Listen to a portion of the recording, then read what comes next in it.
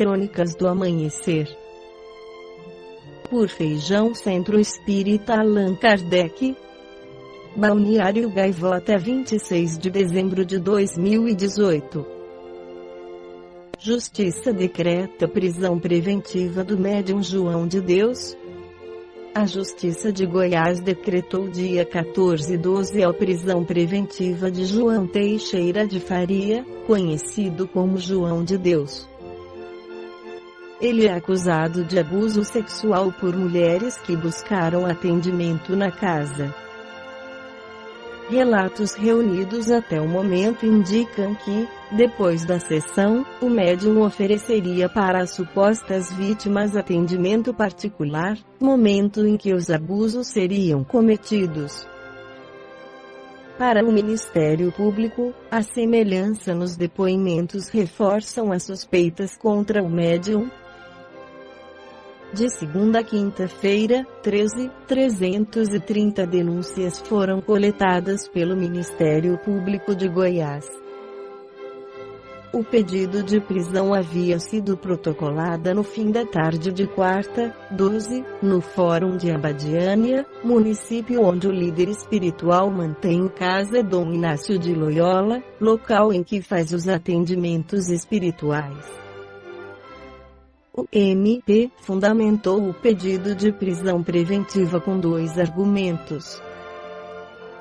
Para o MP, em liberdade, João de Deus poderia coagir as testemunhas e, caso mantivesse os atendimentos, fazer novas vítimas. Em audiência com o juiz que acompanha o caso, o advogado de defesa de João de Deus, Alberto Zacharias Toron, chamou o pedido de descabido na quinta-feira, 13, e solicitou que o médium permanecesse em liberdade. Sugeriu, ainda, que os atendimentos pudessem ser feitos de forma assistida, com a presença de policiais ou monitorado por câmeras. Toron argumentou que João de Deus tem residência e já se mostrou disposto a colaborar com a justiça. Na quarta-feira, 12, em um rápido aparecimento que fez na casa Dom Inácio de Loyola, o líder espiritual disse ser inocente e que estava nas mãos da justiça. João de Deus está vivo, disse ele, para um público reduzido de fiéis. Desde que as primeiras denúncias de abuso vieram à tona, o movimento na casa Dom Inácio de Loyola caiu.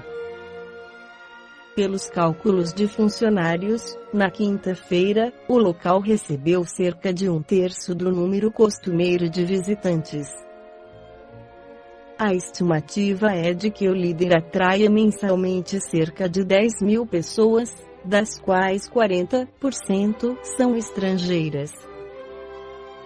As denúncias de abuso sexual surgiram na semana passada, quando o programa Conversa com Bial, da TV Globo, mostrou o depoimento de mulheres que teriam sido vítimas de João de Deus. Depois da divulgação, começaram a surgir novos depoimentos. A cidade aguarda dividida os desdobramentos. Com 17.000 habitantes, boa parte da economia do município gira em torno das atividades de João de Deus. O prefeito da cidade, José Aparecido Alves Diniz, calcula que a casa gera direta ou indiretamente 1.300 postos de trabalho.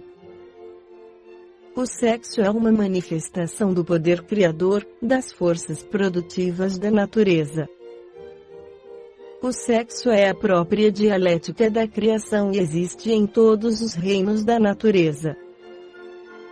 O sexo não é patrimônio exclusivo da humanidade terrestre, é tesouro divino em todos os mundos no universo infinito. Para as criaturas humanas, que ainda estão distantes da compreensão e vivência das leis divinas, permanece num quadro triste de ignorância, perversão e desequilíbrio. Na existência humana, o sexo pode ser um dos instrumentos do amor, sem que o amor seja sexo.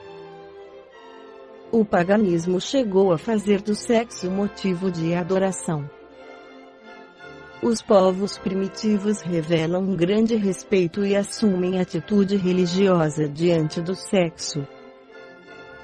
Mas para esses povos, ainda bem próximos da natureza, o sexo não está sujeito aos desregramentos, aos abusos e ao aviltamento que se vê no mundo civilizado.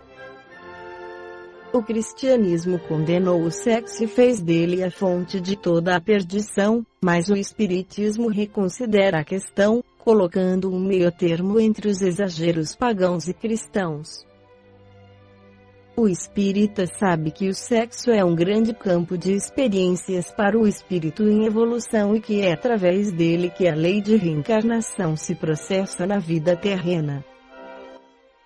Portanto, como considerá-lo impuro e repelente? Em O Livro dos Espíritos, Allan Kardec, na pergunta 200, esclarece sobre o assunto: os espíritos se encarnam homens ou mulheres, porque não têm sexo. Como devem progredir em tudo, cada sexo, como cada posição social, lhe oferece provas e deveres especiais e novas ocasiões de adquirir experiências. Como vemos, o sexo é considerado pelo Espiritismo no seu justo lugar, como um meio de evolução espiritual. Por isso mesmo o espírita não pode continuar a encarar o sexo como faz o comum dos homens. Não pode abusar do sexo, nem desprezá-lo. Deve antes considerar o seu valor e a sua importância no processo da evolução. O médium deverá ter bastante cautela com essa temática, para poder verdadeiramente colaborar ainda mais com sua conduta mediúnica. Ele já é um necessitado que, agora, reencarna com propósitos nobres de evolução e de restabelecimento da harmonia desarticulada no passado. O sexo não é um bicho de 7 cabeças que deva ser tratado pelo médium como um assunto intocável, mas sim, como um assunto do cotidiano, tratado com respeito.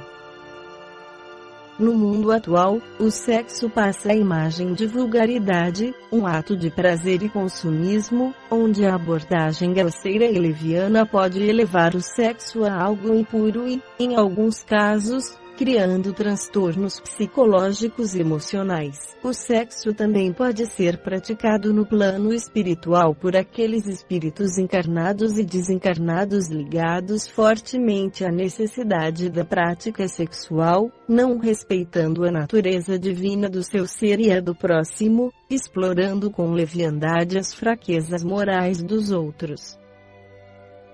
Neste caso, podemos perceber que estes espíritos viciados no sexo, procuram no plano físico aqueles encarnados que são afins a estes propósitos, iludindo as suas vítimas com influência persistente, para que possam se beneficiar consumindo os fluidos gerados diante da sensualidade e do sexo. O ato do sexo em si não é o problema, mas as energias geradas sem preocupar-se em respeitar o seu próximo através de pensamentos levianos e intenções egoístas que visam o prazer próprio de cada criatura envolvida nos dois planos da vida. O obsessor assedia as atitudes de sua vítima acompanhando-a, e ao identificá-la com necessidades idênticas às suas, passa a unir-se à mesma nas práticas que busca.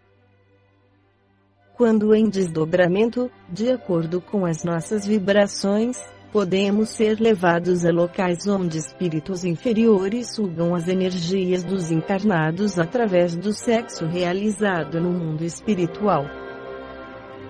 Para que possamos nos proteger é preciso que saibamos dignificar a criatura humana, não olhando como um objeto ou pedaço de carne e amostra, mas respeitá-lo, honrá-lo, santificá-lo, observando neste um irmão ou irmã que possui emoções e sentimentos. A vigilância mental e dos sentidos naturais do ser humano tornará o ser mais equilibrado, criando em sua energia protetora que repelirá todo tipo de energia negativa que advém de outro ser, seja encarnado ou desencarnado. Os espíritos comentam em diversas obras espíritas que em muitos encontros, festas e baladas, o álcool e as drogas correm à solta, criando facilidades para que seu algoz possa usufruir destas substâncias químicas para que possa induzir a sua vítima ao ato sexual. Se possuímos energia sexual acumulada e que são aliviadas através do sexo, Divaldo Pereira Franco nos recomenda em uma passagem da obra Sexo e Consciência que podemos aliviar este acúmulo de energia sexual utilizando-a na prática da caridade, da doação, ao trabalho fraterno, da mediunidade e às atividades do progresso espiritual. Esta foi a crônica do amanhecer de 26 de dezembro de 2018, por Feijão Centro Espírita Allan Kardec.